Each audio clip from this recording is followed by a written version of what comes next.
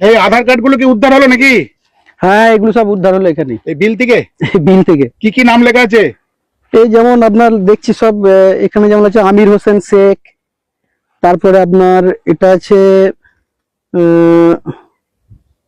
জাকির শেখ, তারপরে ফতেমা, তারপরে এটা আছে নাসিনা খাতুন, এগুলো সব সুলতান আছে। শেখ, সুলতান শেখ, ফতেমা বিবি। আচ্ছা, এগুলোকে এই এসআর শুরু হওয়ার পরের জন্য নাকি? আমার তো মনে হচ্ছে তাই, নাহলে হঠাৎ করে এরকম কি? তানিয়া মল্লিক। আচ্ছা, সবই সংখ্যালঘু, বেশিরভাগই সংখ্যালঘু এখানে দেখতে পাচ্ছি। আরো আছে নাকি বিলের মধ্যে? এখনো 2-3 বস্তা আছে। হ্যাঁ।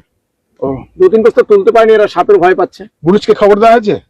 না না, এখনো কেউ এমনি খবর দেয়নি। আমরা এখানে ছিলাম, এখানে আমাদেরই সব জমি জায়গা এখানে সব আছে, জমি আছে, তো এরা হঠাৎ করে এটা পায়, আমাকে যখন বলে আমি তখন আসি এখানে, গেল কয় বস্তাটা খুলুন। এরা প্রথম ভয় পাচ্ছিল যে বস্তার মধ্যে হয়তো কিছু আছে, তো খোলার পরে তখন দেখি আধার কার্ড আছে, এই বিলের মধ্যে ছিল। এই বিলের মধ্যে ফেলে রেখেছিল। কি নাম আপনার? দেবব্রত মন্ডল। কোথায় বাড়ি? শ্রীরামপুর বাড়ি।